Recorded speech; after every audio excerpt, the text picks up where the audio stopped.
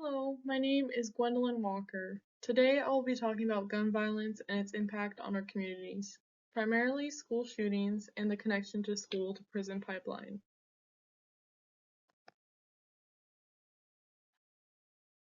My thesis today is about the Des Moines East High School shooting.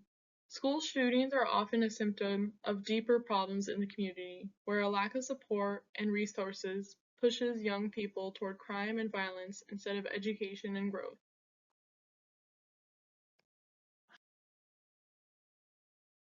Gun violence is defined as any violent act involving a firearm. This includes homicide, assault, intimate partner violence, and suicide. It's important to connect that these aren't just numbers. Gun violence severely impacts many Americans. Gun violence remains a leading cause of death for children and teens in the United States. In 2022, 42% of all gun homicides were people between the age of 15 and 34.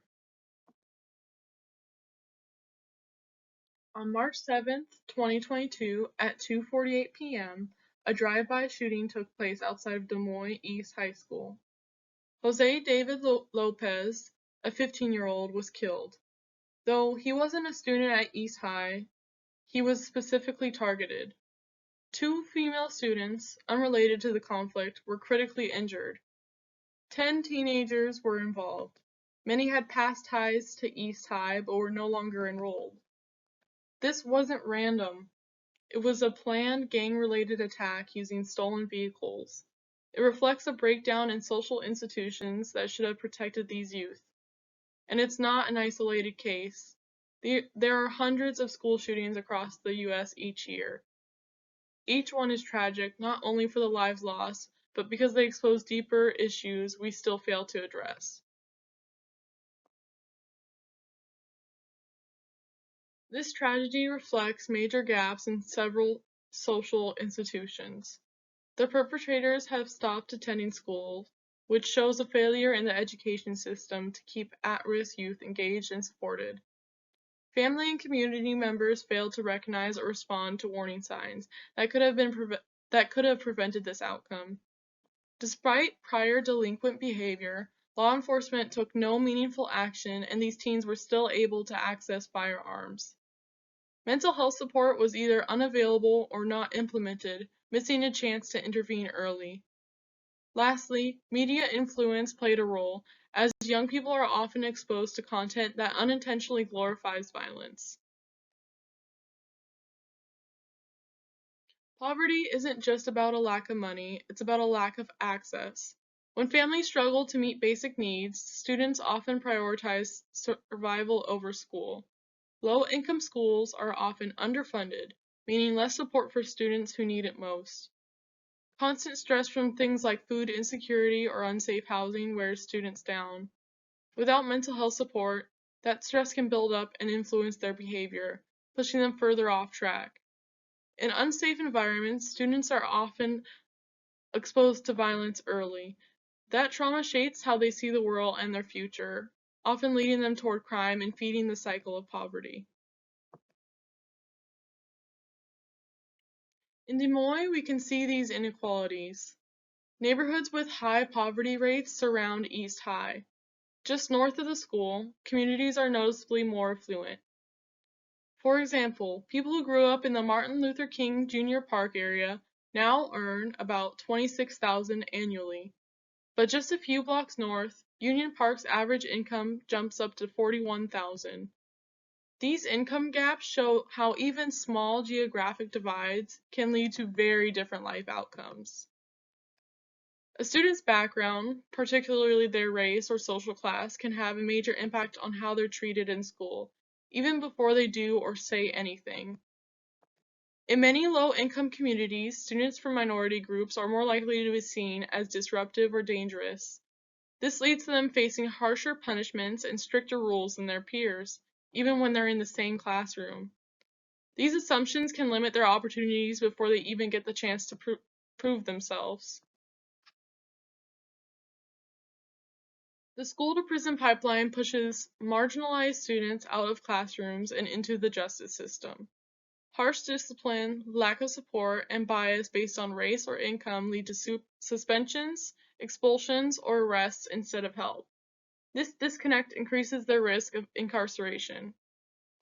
In Iowa, Black males aged 15 to 34 make up 1% of the population, but accounted for 38% of gun homicide deaths in 2022. This highlights the pipeline's deep inequality. The direct impact of gun violence is the harm done to individuals, lives lost, physical damage, or the acquired trauma. Survivors can suffer from PTSD and emotional scars, making it hard for them to trust or feel safe in their environment. This can have lasting mental effects on victims. Violence deeply affects not just the individual, but also their family, friends, and entire community. After the Des Moines High School shooting, many students and families were likely hesitant to return, disrupting education and creating lasting fear. The impact is even greater in marginalized communities. Black Iowans, for example, were 28 times more likely to die by gun homicide than white Iowans, showing how unequal and far-reaching this issue is.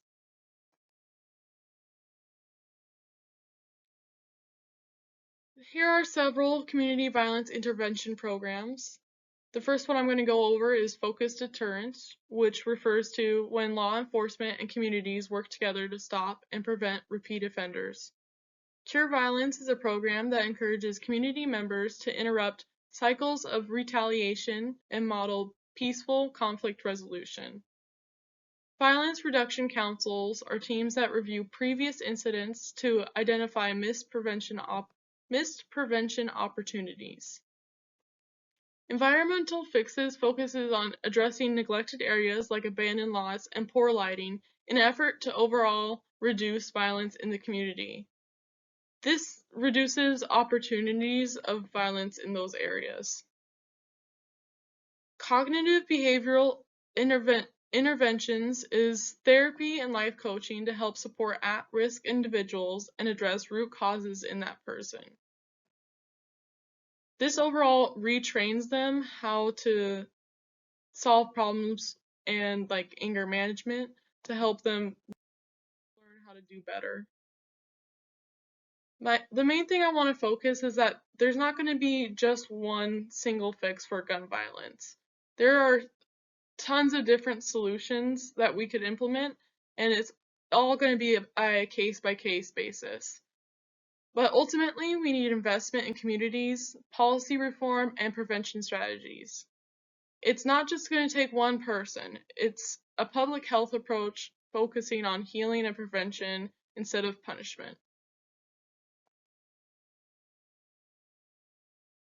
At its core, gun violence violates basic human rights, like the right to life, to security, to fair education, and to live free from discrimination. Every child deserves to feel safe in school. Every person deserves the opportunity to live a full and secure life.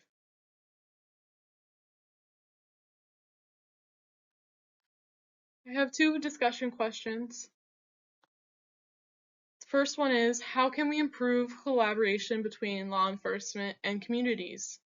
My second question is, in what ways can we further adapt educational institutions to help prevent violence in at-risk communities? Here are my resources, and I want to thank you for watching and listening. All right, bye.